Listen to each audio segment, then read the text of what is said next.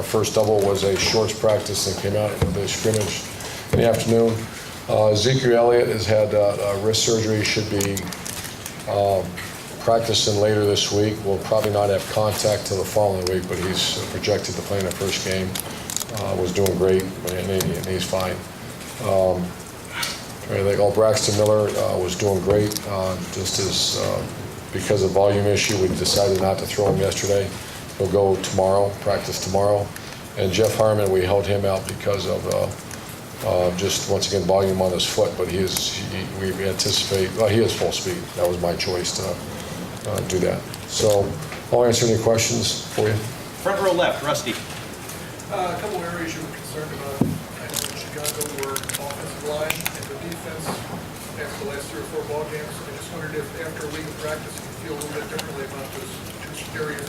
Yeah, Joel Hale is really, we moved him from defense line to offense line, and very admirable attempt in the spring, but he's actually looking like an offense line that has done very well. He's in this battle for the spot. Right now, the battle for the left guard spot is Tony Underwood, Joel Hill, and then Billy Price now. Billy Price has entered that, and he at times looks fantastic. So I'm a little more, I think we're a little more stabilized at that position. Right tackle is getting a little stabilized with Darryl Baldwin, right tackle, Pat Elfline, Jacoby Boren, and Chad Lindsay battling out at the center. Left guard we just discussed, and Taylor Decker is really having a good camp at left tackle. Defense is doing very well, especially the areas that we're not very good at, and that's pass defense. So I'm very pleased with where we're at. I think they continued the cycle that they started in the spring, and it's going pretty well. Front row, Bill. Are there guys that have really kind of gone from either nowhere or kind of just barely in the mix to really making a statement so far? Guys. Are there?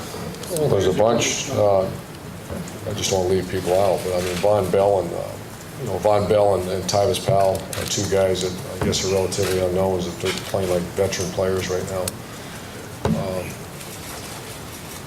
Dontre Wilson, Jalen Marshall are in a nice heated battle at the H-back position. Corey Smith and Michael Thomas have really started the battle for one of the top 2 or 3 receiver spots. And I can go on.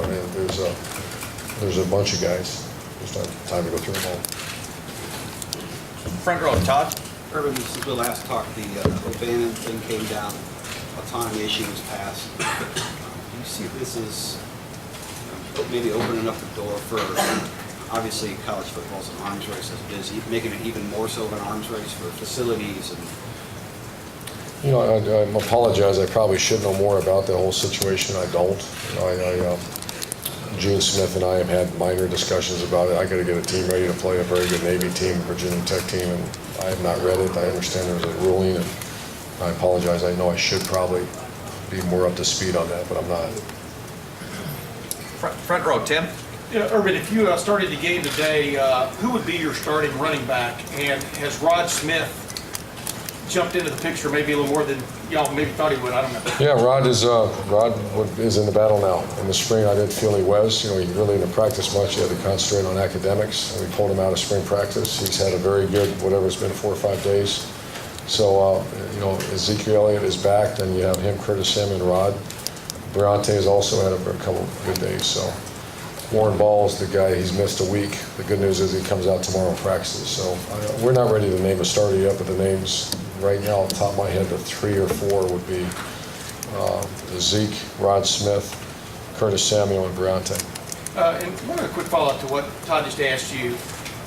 Even though you haven't thought a lot about it, I would think you're getting questions from recruits' families about what's coming and stuff. But what are you just generally telling them about what could be down the road from the standpoint of increased stipend or cost of college? I have no idea, Tim, and there's not a recruit's been asked. I've never been asked that until today. I don't. And I imagine I'm gonna, when we get a break, Gene and I sit and talk, because I'm almost embarrassed to say I have no idea what all that means. I don't know the ruling. I heard there's a ruling, and it's 3rd down and 6. We have to get that first down. Front row left, Doug. Urban, that running back battle. Can Curtis Samuel, as a true freshman, Absolutely. do everything you need a running back to do? I mean, every time I gotta be careful because I do this, but I love that kid, and man, oh man, does he go hard. He's talented, and he will play this year. And then we know he's he's a fast guy. I mean, he can run between the tackles and. To be determined, but I've done this a while. Yes, he can. And another Really guy, good. we know Donovan Munger didn't play at all last year. He seems like he's in the mix on the defensive line. Yeah, it was really a tough situation. He had those blood clots in his legs, and we were really concerned he was not going to be allowed to play football. So our medical staff, working with the Cleveland Clinic, and he's a wonderful kid, and so he's playing, and he'll be in the mix. He's doing a nice job. Far left, Matt. Can you talk a little bit about this? You're getting into 2 days, you got your African road camp. What's this next week about? What do you want to find out about guys here? And how difficult is this week? Well, I think there's a couple stages of we call it Journey 14 is what we're on right now, and you have the MAT drills off-season program, which is really tough. You can kind of identify who can, the fight or flight mentality, spring practice, and then this next week is real. It's on, and they just got a little dose of what it's like, and then they're off today. So these next, that's 2-1, 2-1, 2. I can't add those all up, but that's a lot of practices in the next 5-6 days, and that's when the homesickness and start feeling sorry for each other. So you find out what kind of team, and it's going to be real hard. And so we'll find out at the end of this next week. I'll have a good indication what kind of team we have. Right now, it's everything's pretty good. But this next week is when you really got to stay healthy. You got to be smart as a coaching staff, but you also need to see how they fight when it gets tough. And this will be the toughest week that they have all year. Second row left, Bill. Urban, you said in Chicago that Dontre had added about 10 pounds weight and might be able to run between the tackles. Have you made any determination on that yet? Yeah, if he holds it, he's pushing the, let me think now. I want to say he's 180s, almost 190. What you think about it, it's almost 20 pounds he's gained since he's been here. And so we have not put him on Monday. I met with him yesterday. We're going to start putting him with the tailbacks to work some inside zone. That's to have an outside guy to be able to do that. That's a big advantage. Also, any thought of him returning punts as well, too? He's doing both right now. He'll be the starting kick returner as of right now, and the starting punt returner we're still determining. Front row middle, Dave. Urban, is Braxton pretty much on schedule? I know you guys are less than 3 weeks away from the opener. Is this where you hoped he would be, or is he just, if you could talk about where he's at? Yeah, I think I anticipated this. I've dealt with the guys with arm issues before, and we're being very cautious. He could have certainly practiced yesterday, but we're in it for the long haul. So, yeah, he's right on schedule. Middle row, Jeff. Coach, there was some talk in the spring that the offense just wasn't being able to look the same this year with losing the offensive lineman, losing Carlos Hyde, things like that. But is kind of the process to get that where you want to go kind of still in progress, and is Braxton being hurt kind of hurt you in there as far as kind of trying to make things a little? It's still early. If this was next week, next Saturday, and he didn't go, then that's going to hinder our progress. When I say that, we leaned on Carlos Hyde quite a bit, like any coach would with a player like that and an offensive line like that. We're building an offensive line, so it's going to look a little different. We'll probably rely on quick passing game much more than we did. Like we have in other places, you build it around what you have. And last year you got a little comfortable with that big back and that great offensive line. Far left, Lori. Coach Meyer, is the alignment of the staff where you want it to be right now, or is that something too that can be built a little bit more between now and? I think that's a great question. That's to me everybody's got great players, and when you hear people blame players, that's incorrect. Everybody's got greght players. It's the alignment of staff and the chemistry on your team, and those I'm very comfortable with where we're at. I think I'd put it in the great category. I think Luke Fickle and Chris Ash, there's incredible chemistry in the defensive staff room. All this remains to be seen. And next week, a lot of it's going to be tough on the coaches too. So I'm really watching it closely. But high character guys that are really talented at their skill. It's really very strong right now. If there was a game tomorrow, would you be relying on your running game a little bit more because you'd still be limiting Braxton's arm, or would he be 100% if there were a game tomorrow? If the game was tomorrow, because where he's at, we would be very cautious with Braxton. But we have 3 weeks.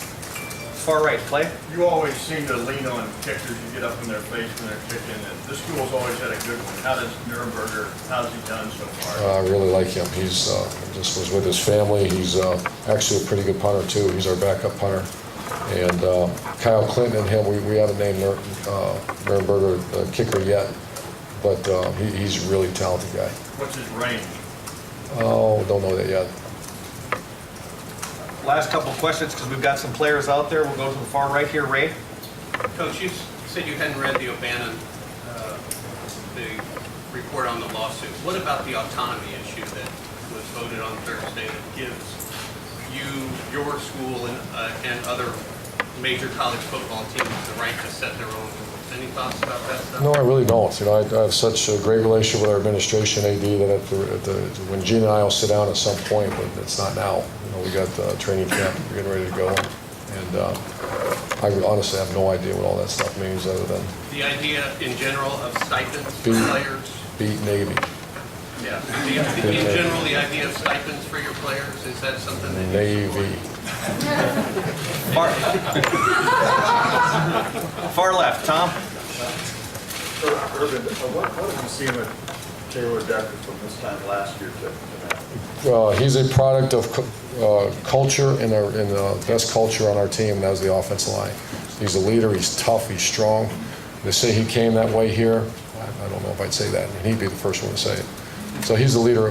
Right now, Jeff Hireman, someone, I don't know, Coach Brown, our friend, my great friend, Mac Brown's here. Mac, you want to come up here and handle this for me?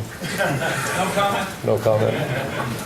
But Mac said, Coach Brown asked me what's the pulse of the offense, and right now it's Jeff Hireman, Taylor Decker, and Braxton Miller. And Taylor Decker, I think you said that a couple years ago. So he's come as far as anybody on our team. And final question, far left, Rusty? I know it's awfully early, you guys are the top 10 in one preseason poll, you're going to be in another one that comes out next week. I'm just wondering, as you look at this team compared to your previous dozen teams you had. Is this going to be a Navy question? Or No, well, sort of, yeah. Because if you lose the Navy, you won't be ranked. But is this Check his credentials for me. does this feel like it has that kind of promise and Yes. potential? Yeah, I think this team has. I think if you had to say what's the difference between this team and last year's team, we're faster.